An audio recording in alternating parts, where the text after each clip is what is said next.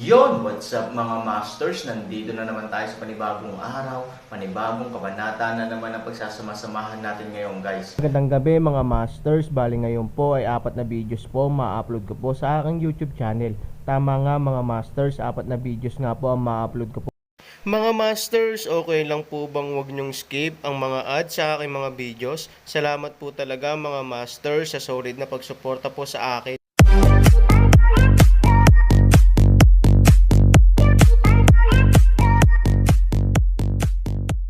Bali mga masters, kung bago ka pa lang po sa aking YouTube channel, please click the subscribe button, lalong-lalo na po yung notification bell, guys, para maging connected pa rin tayo sa isa't isa at maging updated kayo sa mga susunod ko pang video.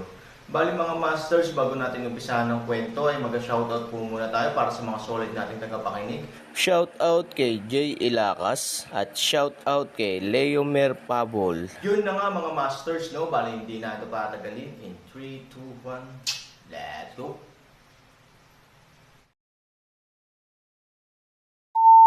Kabanata 2041 hanggang 2045. Sumimangot ang katulong na babae at sinubukang patayin ng 4 na Lamparel Master na may lakas ng Aeron.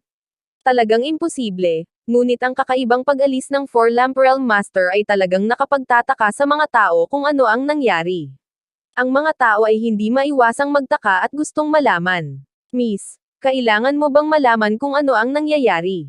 Tanong ng dalaga. Tingnan mo na lang kung kapos sa pera ang pamilya. Sinabi ni Chen Yanran na ang dahilan kung bakit ang 4 na Lamparel Master ay handang tumulong sa dalawang pamilya ay dahil sa kanyang mga interes. Sa makatuwid, sa opinyon ni Chen Yanran, kung mapapaalis siya ni Aeron, tiyak na nagbigay siya ng mataas na presyo. Magagawa ng pera na itulak ng Diablo ang Hilingan. Bagamat makapangyarihan ang 4 Lamparel Master, makatuwirang magmahal ng pera. Matapos iwan ng dalawang pinuno ng pamilya ang pamilya Chen, hindi sila naghiwalay. Sa halip, nakahanap sila ng isang tahimik na lugar upang pag-usapan kung paano haharapin ang pamilya Chen. Master Wang, hindi ko inaasahan na makakahanap si Chen Yanran ng mas makapangyarihang tao. Sinira ng variable na ito ang pangkalahatang plano natin. Ano ang susunod nating gagawin? Tanong ni Exi. Mukhang marangal ang Panginoon ng pamilya Wang. Ang variable na ito ay talagang hindi inaasahan. Akala nila ay sapat na ang isang master ng 4 na lampara para sugpuin ang pamilya Chen, ngunit ngayon kahit ang Panginoon ng 4 na lampara ay natakot na. Ipinapakita nito na mayroong hindi bababa sa isang master ng 5 lampara sa pamilya Chen. Ito ay tulad ng Longyan City, kaya maaari silang mag-imbita ng isang master ng 5 lampara realm, ito ay halos ang tuktok ng lungsod. Bamantong hininga ang Panginoon ng pamilya Wang at sinabing, hindi ko inasahan na mayroon pa ring kakayahan si Chen Yanran. Hindi maaaring maliitin ang babaeng ito. Tumanggo si Master Exi at sinabing, totoo na may mga ganyang Panginoon sa pamilya Chen. Mahirap para sa ating dalawang pamilya na gumawa ng mga bagay. Nakatago talaga si Chen Yanran. Kailangang isaalang-alang ang kabuuan nito sa mahabang panahon. Hindi natin dapat basta-basta ang pag-iwas sa pagnanakaw ng manok at pagkain ng kanin. Mas mabuting bumalik muna tayo para tingnan kung may pagkakataon tayong makahanap ng mas makapangyarihang tao, sabi ni Wang. Nga pala, may Aeron. Gagawa muna tayo ng paraan para maalis ang mga basurang ito. Bago tayo nasa lobby, hindi natin pinapansin itong basura, sabi ni Exi. Nang marinig ang mga salitang ito, ang pinuno ng pamilya Wang ay nagbigay ng malamig na ugong at nagsabi, ang basurang ito ay maaring ibigay kay Huang Xiaoyong. Gusto ni Huang Xiaoyong na mabalatan at masikip ang kanyang balat. Iyon, ang sabi ng master ni Exi sa mahinang boses, may something ang pamilya Chen tungkol sa mga eksperto. Gusto mo bang sabihin kay Huang Xiaoyong? Ang Panginoon ng pamilyang Wang ay tumawa at sinabing, syempre hindi. Nandyan ang pamilyang Chen sa posisyon ng Panginoon ng lungsod. Kailangan natin silang lahat na ipanalo, para lumaban sila para sa isa't isa. Natural, ito ay mas mabuti para kumita tayo. Nagkatinginan ang dalawang tusong fox at nagtawanan. Natahimik ang lahat. Ang mansyon ng Panginoon. May madalas na pagiyak ng sakit sa likod bahay. Upang mailabas ang kanyang galit, kinuha ni Huang Xiaoyong ang mga katulong sa bahay bilang target. Lahat ng taong nahulog sa lupa ay nasugatan, ngunit walang pakialam si Huang Xiaoyong. Bilang anak ng pinuno ng lungsod, si Huang Xiaoyong ay palaging kumikilos ng arbitraryo mula pa noong siya ay bata pa. Hindi niya kailangang isaalang-alang ang damdamin ng ibang tao. Bukod dito, kahit na pumatay siya ng isang tao, haharapin ng kanyang ama ang follow-up at hindi hahayaang managot si Huang Xiaoyong. Ang lungsod ng Longyan ay ng Imperial Court kung ano ang ginagawa ng pamilya Huang sa Longyan City, na humahantong sa ama ni Huang Xiaoyong na dominahin ang lungsod tulad ng lokal na emperador. Young Master, nagpadala ang pamilya Xi ng isang tao para magpadala ng mensahe. Isang katulong ang maingat na lumapit kay Huang Xiaoyong. Simula nang ikasal si Chen Yanran, lalong naging mabangis ang ugali ni Huang Xiaoyong. Maging ang kanyang katiwala na 10 taon ng kasama ni Huang Xiaoyong ay hindi nang ahas na istorbohin si Huang Xiaoyong ng madali. Ano ang balita? Ang mga kalamnan ni Huang Xiaoyong ay kasing tanso ng mga magagaling na lalaki sa pandaigdigang gym, ngunit ang pagkakaiba ay ang mga kalamnan ni Huang Xiaoyong ay totoo, habang karamihan sa mga magagaling na lalaki sa pandaigdigang gym ay kumakain ng mga itlog. Pumunta ang pamilya Xi sa pamilya Chen at nakita ang asawa ni Chen Yanran. Sabi ng katulong, ang aking asawa. Ang dalawang salitang ito ay hinayaan si Huang Xiaoyong na malantad agad, ang isang paa ay sipain ang mga tao na lumipad, umungal, ang asawa ni Chen Yanran ay maaari lamang maging ako, sino ang iyong asawa? Tinakpan ng katulong ang kanyang tiyan na may hitsura ng sakit. Dahil alam niyang may nasabi siyang mali, lumuhod siya sa lupa at patuloy na yumuko, na nagsasabing, Young Master, mali ako, mali ako. Huang Xiaoyong hakbang pasulong, condescending malamig na tingin sa mga tagapaglingkod, sinabi, ipagpatuloy ang pagsasabi ng balita. Nanginginig sa takot ang katulong at nagpatuloy, sinabi ng pamilya Xi na ang pangalan niya ay Aaron. Sayang talaga siya, kung ikukumpara sa iyo, para kang langgam na nakikipagkita sa isang elepante. Sa iyong lakas, madali siyang maalis. Panipi, Aaron. Nag-aapoy sa galit ang mga mata ni Huang Xiaoyong. Matagal na niyang gustong punatan ang lalaking ito, ngunit ngayon ay nagtatago siya sa bahay at hindi naglakas loob na magpakita, na ginagawang walang pagkakataon si Huang Xiaoyong. Inaasahan niyang direktang makapasok sa pamilya Chen, ngunit natatakot siyang gawing hindi masaya si Chen Yanran. Bagamat walang ingat at matapang si Huang Xiaoyong, maingat siya sa pakikitungo kay Chen Yanran. Kung tutuusin, siya ang babaeng gusto niya. Ayaw niyang gumawa ng bagay na ikagagalit ni Chen Yanran. Sa puso ni Huang Xiaoyong, palagi siyang naniniwala na balang araw ay makikilala ni Chen Yanran ang katotohanan at malalaman niya kung sino ang tama para sa kanya. Walang sino man sa lungsod ng Longyan ang makakapantay kay Chen Yanran maliban sa kanya. Alagaan ang pamilya Chen. Kapag nakaalis na ang Aaron, ipaalam sa akin sa lalong madaling panahon.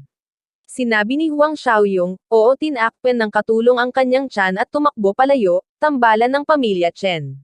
Matapos patayin ni Aaron ang master ng Sidengjing, lumubog ang kanyang katawan sa ilalim ng pond. Walang makakapansin nito sa maikling panahon, dahil walang mag-iisip na siya ay karapat-dapat na pumatay sa amo ng Sidengjing.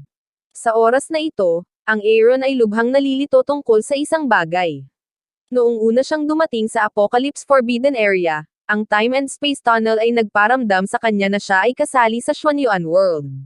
Sa pangalawang pagkakataon, ganoon din ang naramdaman niya. Noong una, inakala ni Aaron na pagkatapos niyang dumating sa mundo ng Xuanyuan, ang pakiramdam ng Traxayon ay magiging mas matindi, ngunit ngayon ay wala na siyang maramdaman, kaya't nagtataka siya kung bakit ang nararamdaman niya sa ipinagbabawal na lugar ay hindi maramdaman sa Xuanyuan, mundo. Ibig sabihin ba nito na ang nagbibigay sa akin ng pakiramdam ng Traxayon ay ang lagusan lamang ng oras at espasyo, hindi ang mundo ng Xuanyuan? Napakunot ang noo ni Aaron at nasabi sa sarili. Pagkatapos ng mahabang panahon na pag-isipan ito, hindi maisip ni Han kung ano ang nangyayari, kaya iniwan na lang niya ito pansamantala. Pagbukas mo ng bintana at tumingin sa Chen's courtyard sa labas, ang kapaligiran ng mundo ng Xuanyuan ay ganap na isang paraiso. Ito ay isang lugar kung saan ang mga tao ay talagang masisiyahan sa buhay. Sa tuwing makikita mo ang magagandang kapaligiran na ito, hindi maiwasan ng Aaron na isama sina Ivory at Hanayan dito upang manirahan. Miss, nasuri na ang pananalapi, at walang nawawalang mahahalagang gamit. Sa silid ni Chen Yanran, iniulat ng kasambahay ang kanyang pagsisiyasat, hindi banggitin ang pagkawala ng mga mahahalagang bagay, maging ang ilang maliliit na piraso na hindi gaanong halaga. It seems that my new husband is still a hidden rich man. Nakangiting sabi ni Chen Yanran. Ngunit siya ay dating sa Tailed Beast House, kaya hindi niya kayang bumili ng tsaa. Nagdududa ng paraan ang alilang babae. Sa isang mahinang ngiti, sinabi ni Chen Yanran, sinasadya niyang hindi ilantad ang kanyang mga mapagkukunan sa pananalapi. Kailangang may ilang layunin. Wala kaming alam tungkol sa kung sino siya at kung saan siya nagmula. Marahil siya ay may isang malaking pamilya sa likod niya, ngunit siya ay pinalayas ng pamilya ng walang dahilan. Ang dahilan kung bakit gumawa ng ganoong hula si Chen Yanran ay hindi niya akalain na sinakop ng Aaron ang 4 na kaharian ng lampara sa kanyang lakas, at hindi makapaniwala na sinabi ni Aaron na pinatay niya ang 4 na lampara na master. Longyeon City, isang maliit na lungsod, paano magkakaroon ng higit sa 4 na ilaw? At siya ay isang maliit na puting mukha na lalaki. Miss, ibig mo bang sabihin ay outcast siya ng isang malaking pamilya? Nagtatakang tanong ng alilang babae. Tumanggo si Chen Yanran at sinabing, hindi imposible. Baka nagpapanggap lang siya na wala siyang naaalala. Si Chen Yanran ay napakatalino, ngunit ang kanyang katalinuhan ang humahantong sa napakaraming imahinasyon. Sanay na siyang mag-isip tungkol sa lahat ng bagay na napakakomplikado at lubusan, ngunit lalo siyang maliligaw. Miss, kung ganoon, papatayin mo pa ba siya? Nakikiusyoso ang alilang babae. Kung sayang lang ang Aaron, bale patayin siya. Ngunit kung talagang may iba pang pagkakakilanlan ng Aaron, kailangan itong muling isaalang-alang. Iniisip din ni Chen Yanran ang problemang ito. Dati, inakala niyang si Han Sanchen ay isang hindi gaanong halaga. Kung ang gayong tao ay namatay, siya ay mamamatay. Pero ngayon, kung may malaking pamilya sa likod niya, mas magiging mahalaga ang buhay niya. Iniisip pa nga ni Chen Yanran na kung makokontrol niya ang Aaron sa sarili niyang mga kamay, tiyak na makakatulong ito sa kanyang kinabukasan. Pipilitin ko siyang magsabi ng totoo. Kung talagang mahalaga siya, pipilitin ko siyang mamatay, sabi ni Chen Yanran. Ang nakaplanong komperensya sa Pangangaso ay hindi magbabago. Nagbabago lang ito mula sa planong pagpatay hanggang sa pagtatanong ng totoo. Kung ang Aaron ay mamamatay sa huli, ito ay depende sa kung ang katotohanan ay maaaring bigyang kasiyahan si Chen Yanran. Sa mga mata ni Chen Yanran, ang buhay ni Aaron ay pinaglalaroan lamang niya. Kung gusto niyang mabuhay si Aaron, hindi siya maaaring mamatay. Kung gusto niyang mamatay si Aaron, wala siyang paraan para mabuhay. Matalino ang binibini. Sa mga araw na ito, medyo pagod na ang Aaron sa pananatili sa bahay. Bagamat sapat ang bakuran ni Chen, ang pakiramdam na nakulong sa hola ay nagpaparamdam sa kanya na nawala ang kanyang kalayaan. Ang ganitong uri ng buhay ay hindi ang gusto ng Aaron. At kung nanatili siya sa compound ng pamilya Chen, walang paraan para imbestigahan ang kinaroroonan ni Jiang Yingying. Mukhang kailangan kong makilala si Huang Xiaoyong. Hindi ito ang paraan para patuloy na magtago ng ganito. Walang magawa si Aaron na ayaw niyang maging mataas ang profile, ngunit ang sitwasyon ay pinipilit at wala siyang pagpipilian. Naglalakad pa lang papunta sa gate ng bakuran, hindi alam ng katulong na babae kung saan siya nanggaling at tumayo sa harap ng Aaron. Hindi mo ba alam na may mga tagalabas ni Huang Xiaoyong? Nakalimutan mo ang paalala ko sa iyo. Malamig na tinitingnan ng alilang babae si Aaron. Bagamat si Aaron ang asawa ni Chen Yanran sa pangalan. Kahit na ilang nursing home lang, naglakas loob silang magchismis tungkol sa Aaron, at maaari din nilang baliwalain ang Aaron, hindi pa banggitin ang katulong na babae ni Chen Yanran. Lalabas lang ako para mamasyal, sabi ni Aaron. Maglakad-lakad. Ang katulong na babae ay tumingin kay Aaron na may panlilibak at sinabi, sa palagay mo ba kung lalabas ka, may buhay ka pang babalikan?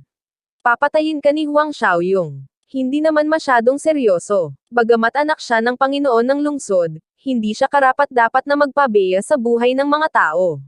Sabi ni Aaron. Walang magawang umiling ang alilang babae. Sa kanyang mga mata, ang Aaron ay parang tulala.